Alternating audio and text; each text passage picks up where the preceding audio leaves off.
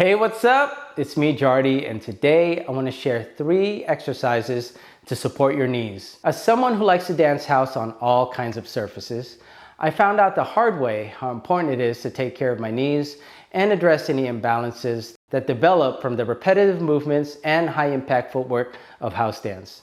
So I've asked my friend Laura, a foot and gait specialist, to teach some strengthening and conditioning exercises designed to help with injury prevention. I'll link more info in the description. So with that, let's go straight into the 3 exercises. Let's stretch our quads. So after working the legs, I want to teach you an active quad stretch. So we grab the top of the foot. Sometimes we get a little tight and we go like this in a quad stretch. Ideally, try to pull your knee straight down because this will stretch all 4 of the quads a little more directly. Now what you can do is contract and release the glute. So this glute on the side you're stretching, you basically squeeze it. You can stay there, I'll just show from the side.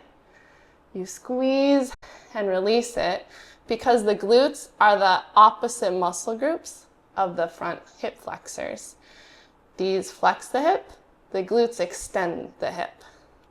And we use our glutes a lot in leg and footwork. So it's really nice to activate them and keep the hips open. One of our quadriceps crosses the hip and the knee. And if it just gets overly tight from a lot of use, it can do funny things to our kneecap, like pull it to the side, which can cause knee pain. So you can keep doing the program, all the way through without pain. I would suggest stretching the quads, once a day before bed or in the morning would be a good idea. So let's shake it out and do the other side. Try to stand parallel on the other foot too. And we'll grab the top of the other foot. Good. And then contract and release the quad, or the glute on this side. Another just note, make sure we're not like sitting into the hip. You're like pushing the floor away, standing tall as you stretch. Breathing in and out deeply, so you're really supplying the body with a lot of oxygen. In general, stretches last longer when we activate our muscles, and that's another nice thing about the contract and release action of the glute. It just helps your hips kind of remain a little more open. Breathe through 2 more deep breaths. 1 more time. Very nice. And let's shake that out. So let's roll around so you're now lying down on your back.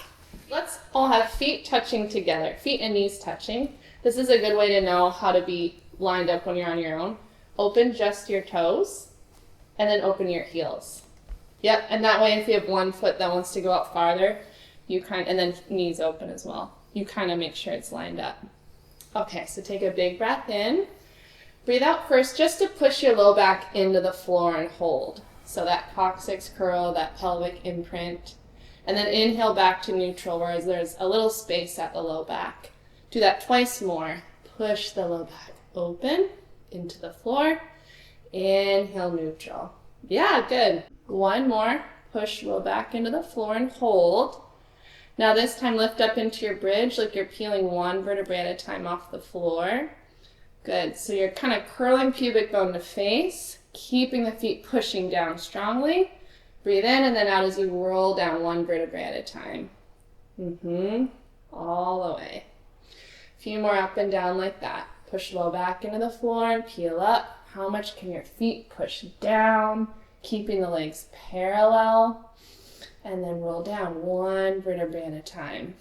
Do 2 more bridges and just, kind of keep in contact with my fingers so that one knee doesn't want to open up. Bring that right knee in a little more. Yep. And then roll down. Do you feel different muscles turning when you do that? Yep. And keep that as you roll down. 1 more. Pause at the top of the bridge this time. And you're pulsing your hips up and down from your glutes and abs working together. So think glutes and abs as you breathe. Good. 4, 3, 2. Hold at the top. Lift 1 leg up at a time and marching. So this leg's going to lift up into tabletop. Do you feel your right glute working? Good. Lift the hip a little higher from your right glute. Yep. Lower this foot down and switch sides. Right leg. Do you feel your left glute working? Oh, yeah. Good. And lower. One for each side, big exhale. Inhale, lower. Other side, keep the hip high. Good, pause on two legs, roll down through your back. Nice. So last thing, let's come up into a lunge. So I'll just show you, Jardy, so you'll see the position. It's this isometric lunge where we're holding and breathing, but we're gonna add a little bit more with rocking and with pulsing just to really amp up the strength there in the legs. So start with the knee down all the way and bring this front foot forward a little bit more. So it's right under the knee. Yep. Good. So as a reminder, if you need both hands on the front of the knee to do this, you can. Otherwise, more advanced is hands on hips and shoulders back all the way over your hips. Yep, to there. Oh. Now take a breath in and then an exhale to hover your knee just an inch off the mat. And hold. Good.